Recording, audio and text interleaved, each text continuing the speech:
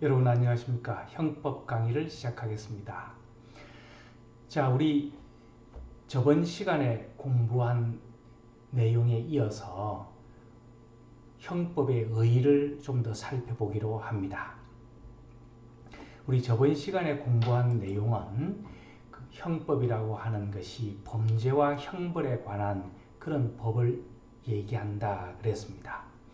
거기에는 범죄와 형벌이 실질적 개념, 형식적 개념이 있다 이렇게 얘기를 했습니다. 자, 이제부터는 우리는 형식적 개념의 범죄나 형벌에 입각을 해서 공부를 합니다. 즉, 우리 지금 현재 규정되어 있는 형법상의 범죄와 형벌을 이해하고 해석하는데 치중을 하는 거죠. 자, 그래서 우리가 이런 측면이기 때문에 현재 법학을 주석법학이다. 즉, 현재 있는 입법되어 있는 내용에만 국한해서 그걸 해석하고 주석을 다는데 급급하다. 그래서 비판을 하기도 합니다. 즉 뭐죠?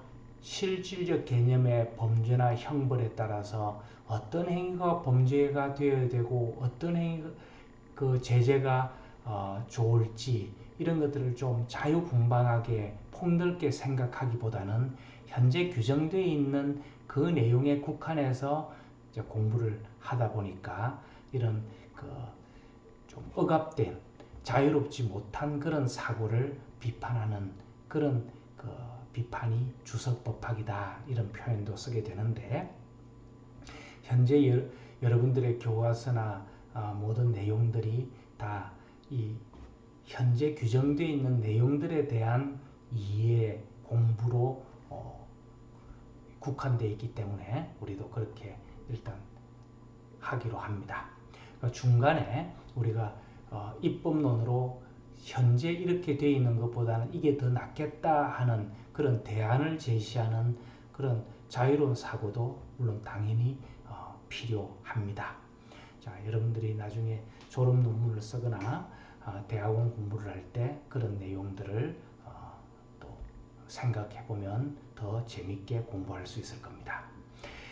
자, 그런데 현재 우리 이 범죄와 형벌 규정이라고 하는 것이 입법되어 있는 그 내용, 즉 형식적 의미의 범죄와 형벌의 내용, 이걸 살펴봐야 되는데 결론적으로 얘기하면 이것이 약간 좀 복잡합니다.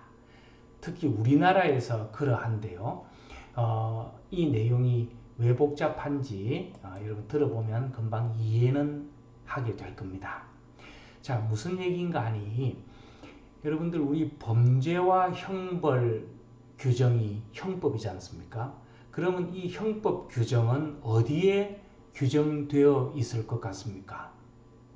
그렇죠. 당연히 형법이라고 하는 그 단행법 안에 규정되어 있겠죠. 즉, 우리 이 범죄와 형벌 규정이 우리나라의 형법에 규정되어 있습니다. 문제는 뭐냐면 형법에만 규정되어 있으면 단순하고 명확하고 심플하고 쉽겠는데 지금 우리나라의 입법 상황은 그렇지 못하다는 거죠. 즉 형법 전에만 범죄와 형벌 규정이 있는 것이 아니고요. 다른 법에도 범죄와 형벌 규정이 폭넓게 흐트러져 있다. 많이 산재하고 있다. 그래서 이 내용을 다 하나의 기준으로 모아서 공부를 하기가 좀 복잡하다. 그런 말입니다. 자, 그래서 우리 범죄와 형벌 규정이 우리나라에는 어디 있냐면 크게 세 가지 그 바운더리에 있습니다. 첫째가 형법전, 우리가 알고 있는 형법이라는 단행 법률이죠. 여기에 당연히 범죄와 형벌이 규정되어 있고요. 그 다음에 우리가 형사특별법이라고 하는데 규정되어 있습니다. 이걸 어떤 사람들은 특별형법 이렇게 표현하기도 하는데 이거 표현은 어떻게 해도 상관없습니다. 특별형법이라고 부르는 학자도 있습니다. 사람에 따라서는 이 형사특별법, 특별형법 이 분류를 여러 가지로 해서 좀 복잡하게 설명하기도 합니다만 그 이름이 중요한 것이 아닙니다. 그래서 우리는 그냥 여기서는 형사특별법이라고 표현을 하겠습니다. 자, 이건 지워버리고요. 자, 형사특별법이라고 하는 것은 뭐냐 하면 그야말로 형법의 특별법입니다. 형법의 특별법이니까 우리가 여러분 흔히 들어봤을 텐데 폭력 행위 등 처벌에 관한 법률, 특정 범죄 가중 처벌 등에 관한 법률, 성폭력 범죄의 처벌 등에 관한 특례법, 뭐 그 외에도 10여 가지 정도의 법들이 있습니다. 이 법들의 특징은 뭐냐면 그 법 안으로 들어가 보면 조문 수는 그리 많지 않습니다. 다만 그 조문의 대부분이 뭐죠? 범죄와 형벌 규정으로 채워져 있습니다. 폭력 행위 등 처벌에 관한 법률에 가보면 뭐 폭력을 폭행하고 상해를 하는데 야간에 한다든지 2인 이상이 공동으로 한다든지 위험한 물건을 가지고 한다든지 이런 그 폭력 행사의 다양한 시간과 장소와 형태들을 규정해 놓고 가중처벌하고 있는 거죠. 특정 범죄 가중처벌 등에 관한 법률, 여러분 왜 유괴 어린애들 유기하는 행위 또 그 뺑소니라고 하는 거 여러분 들어봤죠, 그죠? 사람 치고 도망가는 운전하다 사람 치고 도망가는 그 도주운전죄 이런 것들을 가중처벌하는 거고요. 성폭력 범죄, 장애인에 대한 강간이라든지 미성년자에 대한 강간이라든지 이런 등등의 그 강간, 강제추행 이런 성범죄를 무겁게 처벌하는 그런 법들입니다. 그래서 이 법들은 그 대부분의 내용이 범죄와 형벌로 되어 있는 형법의 특별법이다. 이렇게 이야기할 수 있겠습니다. 그 내용은 다시 한번 우리가 볼 테니까요. 그 다음에 하나 마지막으로 있는 또 큰 카테고리의 범죄와 형벌 규정이 어디 있냐면 행정형법이라는 형식으로 있습니다. 행정형법은 뭐냐 하면 우리 행정법 있지 않습니까? 이 행정법의 벌칙 규정 내에 형벌이 부과되는 그런 규정들이 많습니다. 여러분 행정법이라고 하는 것은 뭐죠?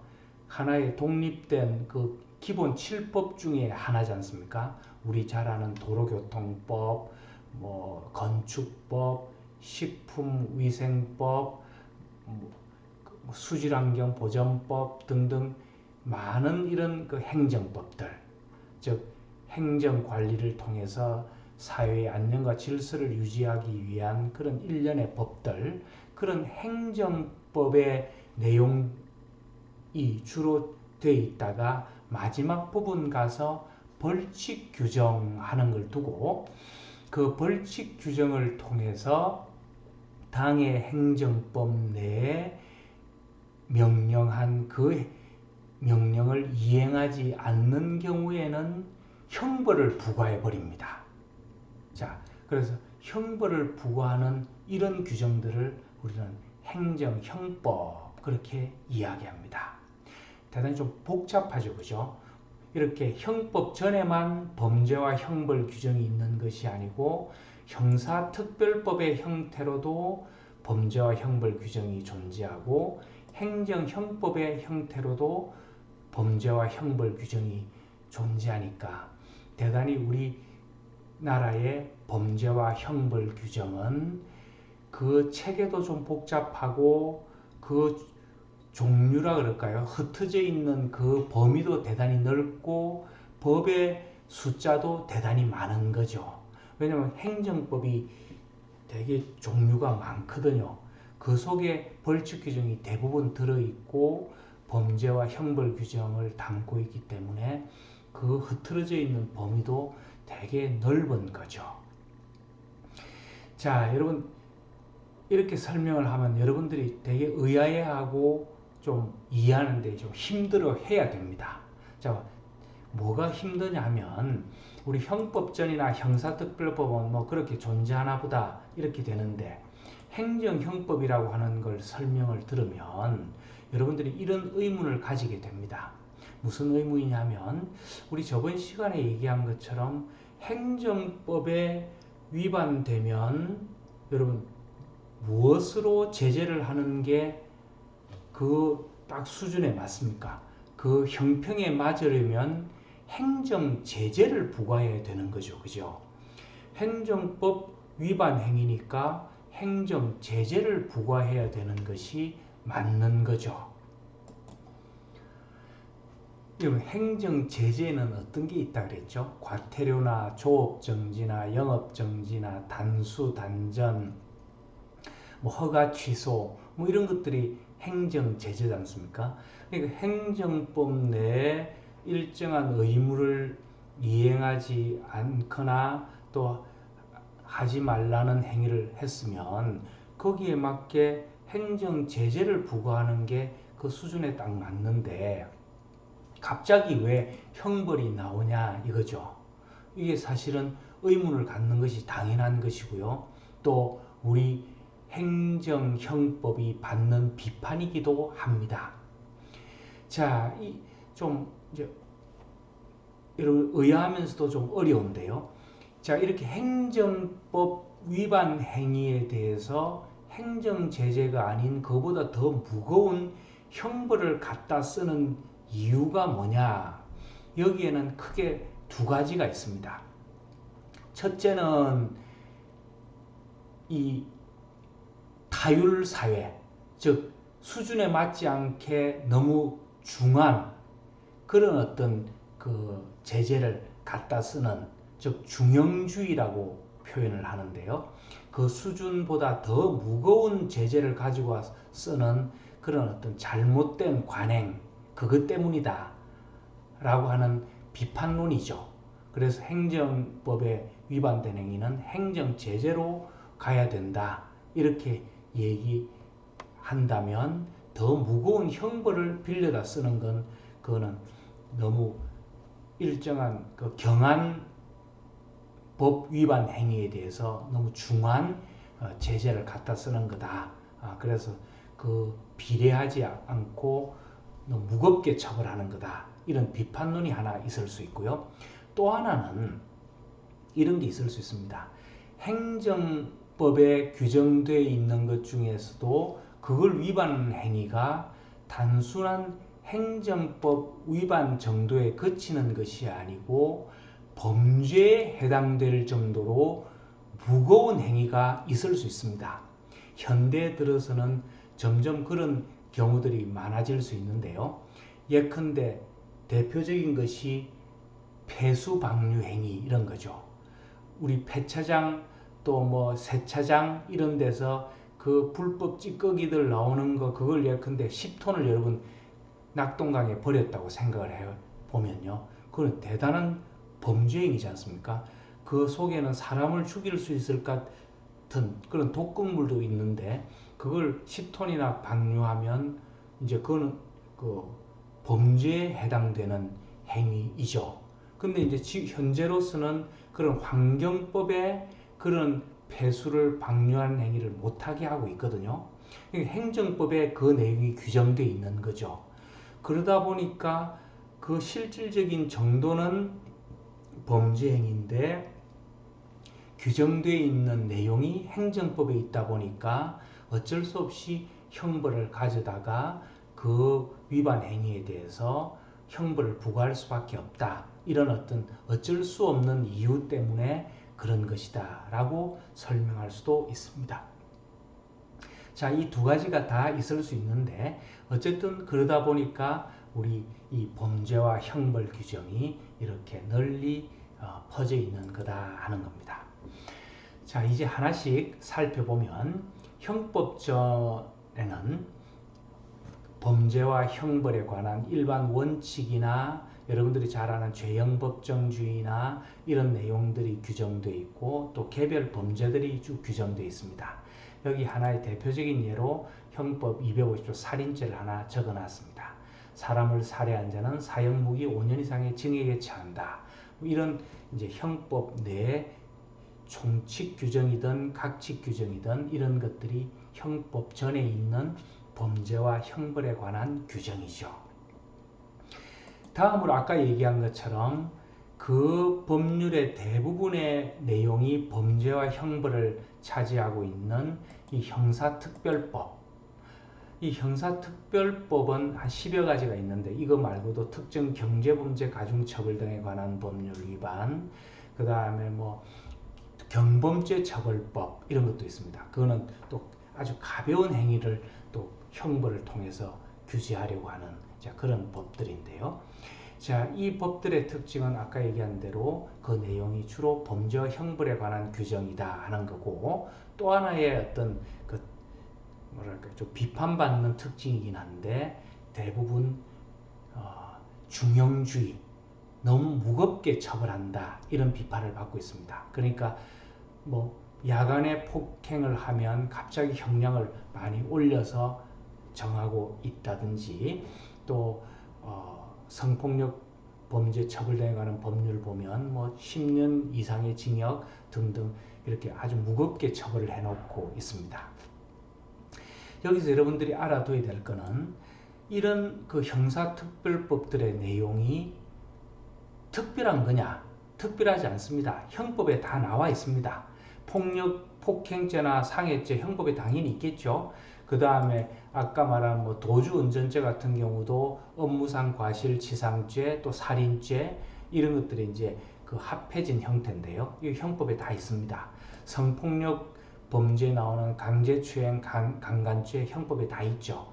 근데 이런 그 법들에서는 그 장소나 시간이나 방법이나 대상이나 이런 그 차이로 인해서 무겁게 처벌하기 위해서 그 하나의 형법에 규정되어 있는 행위들을 변형을 해서 무겁게 지금 규정을 해놓고 있는 거죠.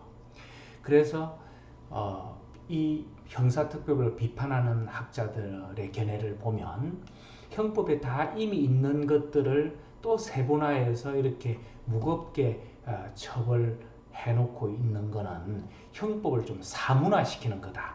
형법이 이미 다 그걸 예정해서 법정형을 정해놓고 있는데 그걸 무시하고 또 무겁게 처벌을 해서 너무 무겁게만 처벌하려고 하는 중형주의 패단이 있고 형법을 사문화시키는 그런 패단이 있다. 이렇게 비판을 하기도 합니다.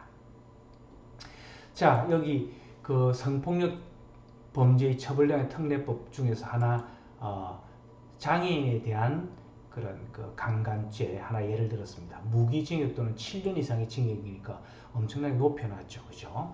자, 이렇게 무겁게 규정해 놓은 것이 형사특별법의 특징입니다. 물론 여기에 그 경범죄 처벌법 같은 경우는 너무 가벼운 행위를, 즉 법으로 형벌로 다스릴 그런 범죄가 아님에도 불구하고 뭐 꽃가지 하나 꺾는다든지 침 뱉는다든지 뭐 좀 이렇게 불쾌한 모양의 어떤 동물이나 이걸 파는 행위 뭐 이런 등등을 형벌로 처벌하는 것은 과잉 처벌이죠. 범죄가 아닌 걸 범죄로 삼는 그런 문제도 또 있기도 합니다.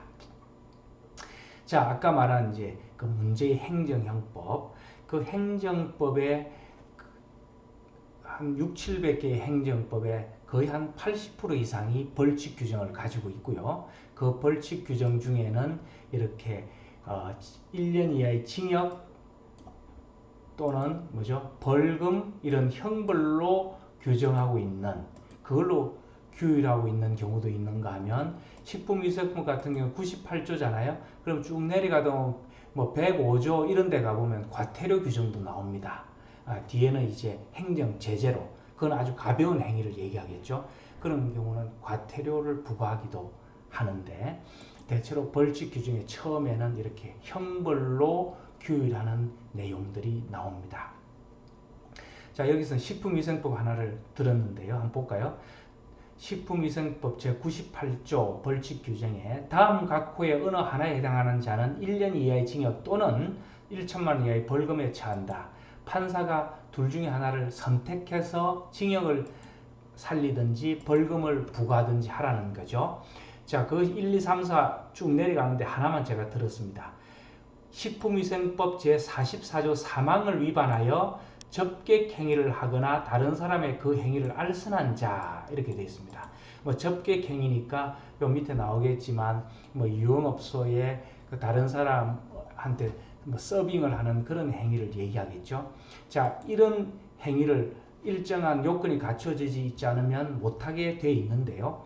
그런 요건이 없이 이런 행위를 한 자, 이런 사람에 대해서는 1년 이하의 징역 또는 1천만 이하의 벌금을 부과하겠다 이런 얘기입니다. 여기 지금 44조 사망이라고만 표현되어 있으니까 좀 어렵죠, 그죠? 그래서 44조 사망을 가봅니다. 식품위생법 제44조 사망을 봤더니 이렇게 되어 있습니다. 누구든지 영리를 목적으로 하는 제36조 제1항 제3호의 식품 접객업을 하는 장소에서 손님과 함께 술을 마시거나 노래 또는 춤으로 손님의 유흥을 돋우는 접객 행위를 하거나 그 사람에게 그런 행위를 알선해서는 안 된다. 이렇게 되어 있습니다. 자, 그 식품 접객업이라고 하는 그런 어떤 규정, 그 개념이 있겠죠. 그죠? 그런 그 식품만을, 즉 음식만을 파는 그런 장소에서는 뭐 옆에서 노래 부르거나 뭐 이렇게 춤을 추거나 술을 같이 마시거나 이거 안 된다는 거죠. 우리가 보통 그렇게 할 수 있는 건 유흥업소라 그래서 또 별다르게 취급을 해서 청소년들이 접근하지 못하게 하고 그런 업소에서는 뭐 술을 같이 따라 마시고 춤을 추거나 뭐 그 노래를 부르거나 이렇게 할 수 있지만 그냥 음식을 파는 데서는 그렇게 해서는 안 된다. 뭐 이런 취지 같습니다. 그죠? 자, 그런 그 음식만을 파는 데서 이런 행위를 하면 1천만 이하의 징역 또는 1천만 이하의 벌금에 처한다. 이런 말입니다. 자, 이 정도 되면 이제 우리가 생각해 볼 만하겠죠. 그죠? 이걸 꼭 이렇게 형벌로 규율해야 되겠냐. 이 과태료나 조업정지나 영업정지 이런 것들로 해도 되지 않을까 이런 생각을 해보게 되는 거죠. 자, 어쨌든 이제 이런 것들이 각 경계에 해당되는 이보다 더 무거운 행위, 뭐 식당 주방에서 더러운 어떤 그 물건이나 재료를 써서 사람의 생명 건강을 해치는 그런 행위 같으면 범죄 행위로 봐서 형벌을 부과해 쓰는 걸 뭐 허용하겠는데 그 정도가 아니고 이 정도의 행위에 대해서 꼭 형벌을 부과해야 되는가 이건 사람의 생각 따라 다를 수 있는 거죠. 어쨌든 이런 식으로 행정법상의 벌칙 규정을 통해서 형벌을 부과하는 그런 규정을 우리는 행정형법 이렇게 부릅니다. 자, 그러니까 여기서 보면 식품위생법 98조의 다음 각 호의 1에 해당하는 행위가 뭐가 되는 거죠? 범죄 행위가 되는 거고 거기에 대해서 1년 이하의 징역 또는 1천만 이하의 벌금이 뭐죠? 형벌이 되는 거죠. 이렇게 그 행정법에 존재하는 범죄와 형벌 규정을 우리는 행정형법이다 이렇게 이야기한다는 겁니다. 우리는 이 세 가지를 합쳐서 광의의 형법 그럽니다. 형법전, 형사특별법, 행정형법. 그럼 여러분 광의의 형법이 있으면 협의의 형법도 있겠죠, 그죠? 협의의 형법은 뭐겠습니까? 형법 전만을 우리는 협의의 형법 그렇게 얘기합니다. 그러니까 협의의 형법은 형법 전, 광의의 형법은 형법 전, 형사특별법, 행정형법 요걸 다 포함하는 것 이렇게 이해하면 되는 거죠. 뭐 좀 유치한 질문 같습니다만 문제 이렇게 나오면 여러분 어떻겠습니까? 광의의 형법이란 형법전을 제외한 형사특별법, 행정형법을 말한다. OX 그렇죠. 그건 X입니다. 광의의 형법은 형법전, 형사특별법, 행정형법 셋 다를 얘기하는 거죠. 그 중에서 협의 형법 뭐만을 얘기한다? 형법 전만을 얘기하는 거죠. 자, 이렇게 해서 이제 우리 범죄와 형벌 규정이 존재하고 있는 그 우리나라 현행 형법의 어떤 큰 소재, 형법의 법원, 존재하고 있는 형태를 우리가 살펴봤습니다. 형법 전에도 존재하고요, 형사특별법에도 존재하고요, 행정형법에도 존재를 합니다. 여러분들이 기회 있을 때 반드시 그 대법원 그 홈페이지에 들어가서 제가 한번 찾아볼까요?